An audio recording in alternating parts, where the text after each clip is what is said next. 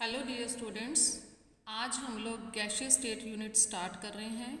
हम सभी जानते हैं कि पदार्थ मुख्य रूप से तीन प्रकार की अवस्थाओं में रहते हैं, ठोस, द्रव व गैस। तो हम लोग इस यूनिट में गैसीय अवस्था के बारे में डिटेल में बात करेंगे। आप सभी ने पढ़ा हुआ है कि इन तीनों अवस्थाओं में basically force of attraction, intermolecular forces of attraction का डिफरेंस होता है, जिसके कारण अणुओं के मध्य अलग अलग दूरी पाई जाती है। ठोस व द्रव के अणु आपस में बहुत निकट होते हैं, जबकि गैस के अणु बहुत अधिक दूर दूर होते हैं और ये दूरी इतनी अधिक होती है कि सभी अणु मुक्त विचरण, फ्री मूवमेंट करते हैं और इनको जितना स्थान उपलब्ध होता है ये उतने ही स्थान में फैल जाते हैं, जिसके कारण गैसेस का आयतन जो है वो निश्चित नहीं होता। तो क्योंकि इनके बीच में इंटरमॉलिक्यूलर फोर्सेस ऑफ अट्रैक्शन न के बराबर होते हैं, तो गैसी कोई भी गैस हो वो जो है कुछ नियमों का, सामान्य नियमों का पालन करती हैं और इन्हीं फैक्ट्स के बेसिस पे हम गैसेस को दो कैटेगरीज में कैटेगराइज करते हैं, आदर्श गैसें, आइडियल गैसेस, और वास्तविक गैसें, रियल गैसेस। पहले हम लोग बात करते हैं आइडियल गैसेस की। आइडियल गैसेस और आदर्श गैसें उन गैसों को कहते हैं जो समस्त ताप व समस्त दाब पर आदर्श गैस समीकरण का पालन करते हैं। The gases which obey ideal gas equation at all temperatures and on all pressures. और जबकि वास्तविक गैसें जो हैं वो आदर्श गैस समीकरण का पालन केवल निम्न दाब व उच्च ताप पर ही करती हैं। तो समस्त गैसें निम्न दाब व उच्च ताप पर तो आदर्श गैसें होंगी ही, जबकि उच्च दाब व निम्न ताप पर केवल कुछ गैसें जो हैं वो आइडियल होंगी, जबकि बाकी सभी गैसेस को हम वास्तविक गैसेस कहेंगे। तो अब आदर्श गैस समीकरण बनती कैसे है? वो जो है आदर्श गैस समीकरण कुछ गैसीय नियमों के संयोग से बनती है और वो नियम हैं बॉयल्स लॉ, चार्ल्स गे-लुसाक लॉ और एवोगैड्रोस लॉ। तो हम लोग इन तीनों लॉज को डिटेल में पढ़ते हैं और देखते हैं कि कैसे इन तीनों लॉज को कंबाइन करके आइडियल गैस इक्वेशन बनती है। सबसे पहले बात करते हैं बॉयल्स लॉ की। बॉयल्स लॉ क्या कहता है कि स्थिर ताप पर किसी गैस की निश्चित संहति का आयतन उसके दाब के व्युत्क्रम अनुपाती होता है। व्युत्क्रम अनुपाती means inversely proportional, that is V is inversely proportional to P. V is inversely proportional to P. इसे हम ऐसे भी कह सकते हैं PV is equal to K। यहाँ पे K प्रोपोर्शनलिटी कांस्टेंट है और अगर मेरे पास दो अलग अलग टेम्परेचर प्रेशर दिए हों तो हम लोग लिख सकते हैं P1 V1 is equal to P2 V2। और इस को हम ग्राफिकली भी रिप्रेजेंट कर सकते हैं। जब हम ग्राफिकली रिप्रेजेंट करते हैं यानी ग्राफ प्लॉट करते हैं, वाई एक्सिस पे दाब को लेते हैं और एक्स एक्सिस पे आयतन को लेते हैं, तो हमारे पास इस प्रकार का जो है ग्राफ बनता है। ये ग्राफ जो है हमने निम्न ताप और उच्च ताप पर शो किया हुआ है। अब हम बात करते हैं चार्ल्स गे-लुसाक लॉ की। चार्ल्स गे-लुसाक लॉ कहता है कि स्थिर दाब पर किसी गैस की निश्चित संहति का आयतन उसके परम ताप के समानुपाती होता है। परम ताप का मतलब है टेम्परेचर इन केल्विन, जिसे हम डिग्री सेल्सियस वाले टेम्परेचर में 273 ऐड करके बनाते हैं, तो इसलिए T हमेशा केल्विन में होगा।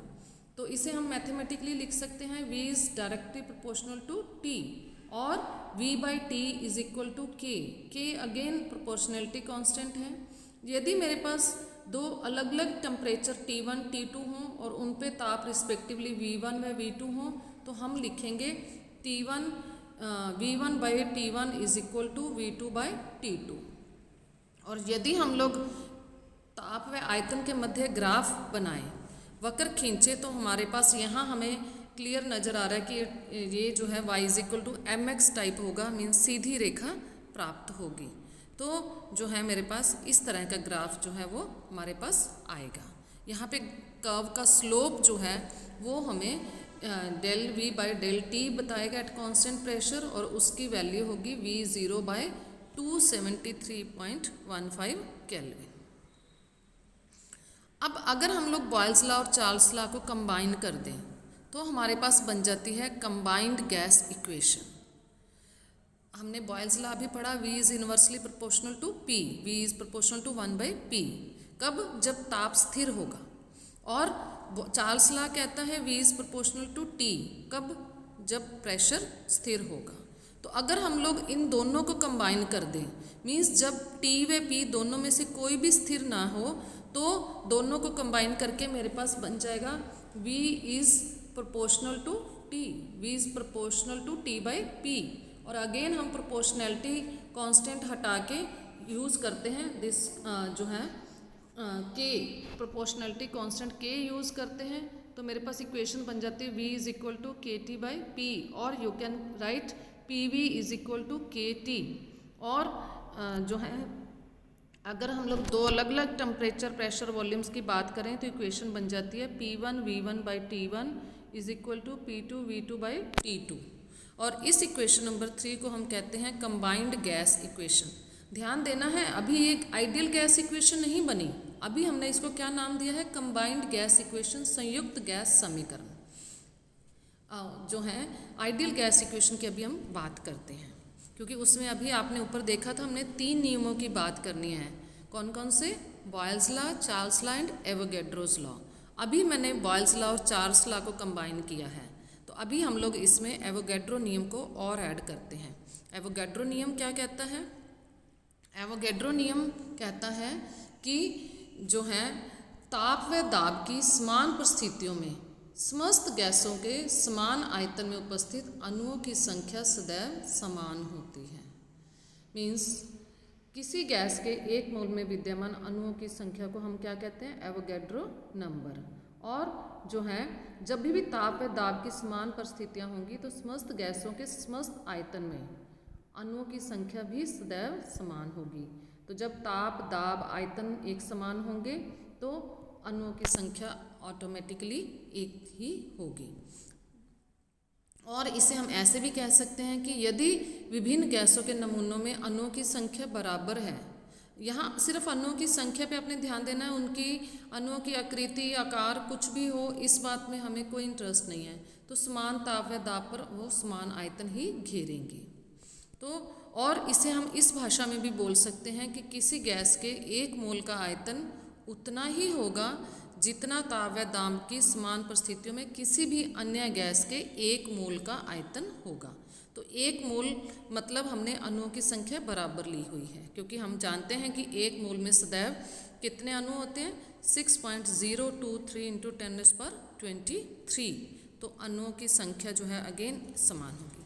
मैथमेटिकली अगर इसे लिखना हो तो स्थिर ताप व दाब पर हम लिख सकते हैं V is proportional to N।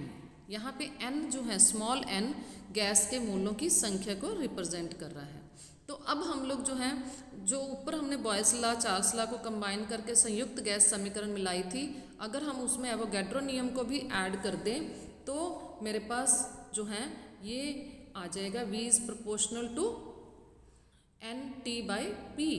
तो यहाँ अब मैं प्रोपोर्शनैलिटी कांस्टेंट को हटा के एक नया कांस्टेंट यूज़ करती हूँ, दैट इज़ R, जो है मेरे पास R आ गया।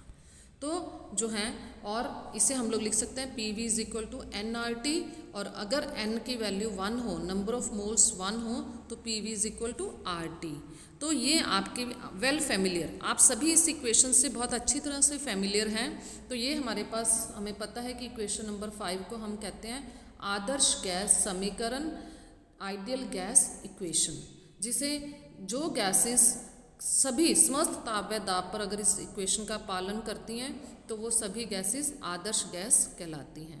और जो गैस समस्त ताप व दाब पर नहीं पालन करती, कुछ सीमा में पालन करती हैं, यानी उच्च ताप व निम्न दाब पर पालन करती हैं, तो उन गैसों को हम कहते हैं कि वो उस समय आदर्श व्यवहार प्रदर्शित कर रही हैं। उस समय वो आदर्श व्यवहार, उस टेम्परेचर प्रेशर की रेंज में आदर्श व्यवहार प्रदर्शित कर रही हैं। अब इन इक्वेशंस, इन बॉयल्स लॉ, चार्ल्स लॉ के बेस्ड आप सिंपल न्यूमेरिकल प्रॉब्लम्स भी कर सकते हैं, जो हमने स्कूल टाइम में किए हुए हैं। और हम लोग जो हैं आगे नेक्स्ट क्लास में ये जो R आज हमने पढ़ा, इसको डिफ़ाइन करेंगे, इसके बारे में डिटेल में बात करेंगे।